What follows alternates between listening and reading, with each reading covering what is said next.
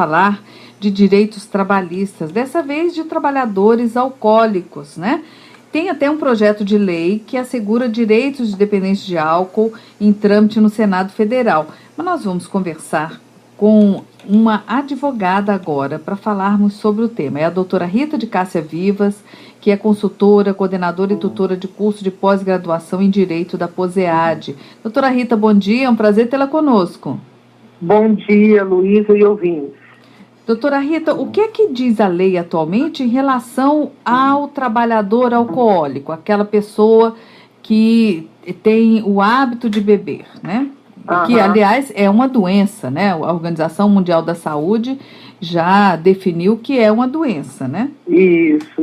Hoje vigora o artigo 482 da CLT, que na linha F disciplina como justa causa, uma das hipóteses de justa causa, a embriaguez habitual ou em serviço.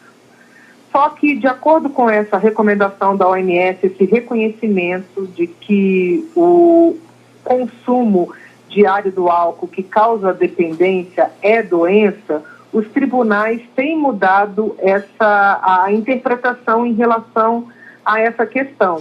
Tanto assim que há um projeto de lei já aprovado na Câmara e ainda falta agora no Senado, né, que ele visa modificar exatamente essa linha F do artigo 482 da CLT, que eles o objetivo é retirar a embriaguez habitual, porque a embriaguez habitual agora ela é vista como uma dependência química, e deixar apenas a embriaguez em serviço, que é aquele usuário ocasional, né, que não é o dependente propriamente dito. Para esse que usa ocasionalmente, conscientemente do que está fazendo, é tido como um desvio de conduta, então ele pode ser capitulado no artigo 482 da CLT, a linha F, consequentemente ser demitido por justa causa.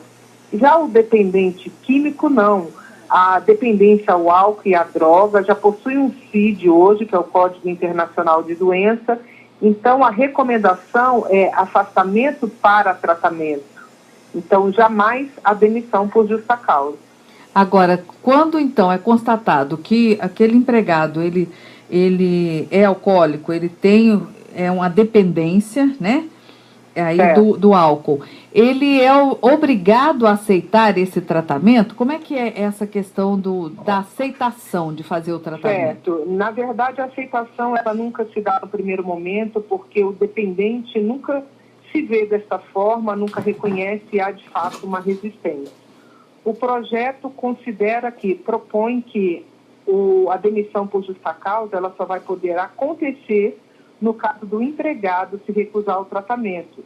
Só que essa recusa, ela não pode ser de uma forma assim, muito isolada, A empresa tem que promover meios para fazer com que esse empregado reconheça que, de fato, ele é portador de uma doença e que essa doença precisa ser tratada para o bem dele, o bem da empresa, da família e da sociedade. Porque hoje, estatisticamente, está comprovado que o álcool é responsável por cerca de 40% dos acidentes de trabalho. O álcool e a droga em geral.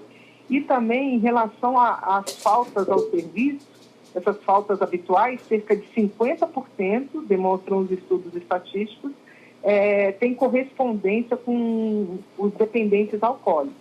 De modo que a recomendação é essa, as empresas devem promover meios, jamais hostilizar o empregado ou demiti-lo a esse pretexto, porque a jurisprudência dos tribunais já se encontra praticamente pacífica nesse sentido. O dependente do álcool e da droga, eles requerem tratamento e não essa demissão sumária. Então, há casos, até no TST, de empregados de grandes empresas que recorreram à justiça e conseguiram a reintegração com o pagamento dos salários e com secretários todos desde o afastamento, uma vez que não era o caso de demissão sumária, e sim de afastamento para tratamento. O projeto, inclusive, que aguarda a aprovação do Senado, ele propõe a modificação no artigo 482 da CLT, como eu já havia dito, na linha F, além também da Lei 8.112 de 90, que é o Estatuto do Servidor Público, E essa lei, ela não trata da demissão por justa causa do usuário alcoólico, mas ela fala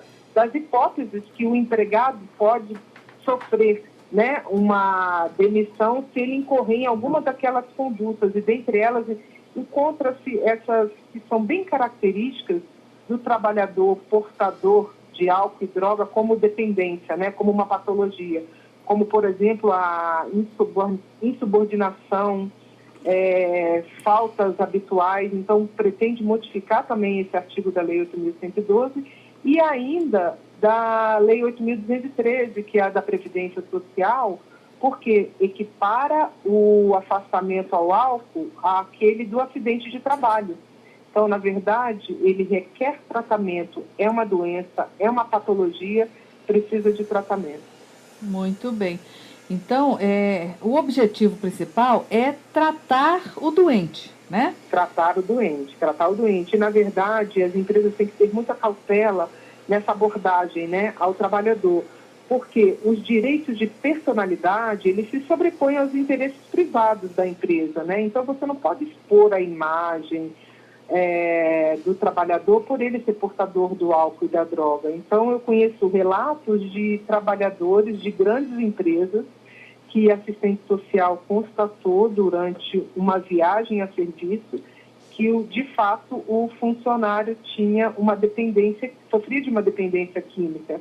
E a abordagem ocorreu de uma forma absolutamente discreta, onde esse funcionário, nos primeiros momentos, nos 3 primeiros dias, se recusou a reconhecer e a tratar, e posteriormente aceitou, se afastou para tratamento. Os colegas de trabalho achavam que ele estava fazendo um curso, e ele achou que a vida dele profissional ali teria o fim, né? Porque reconheceram que eu sou dependente químico. E, ao contrário, ele, inclusive, teve uma promoção, porque era uma pessoa altamente capacitada, inteligente, mas que sofria de uma patologia.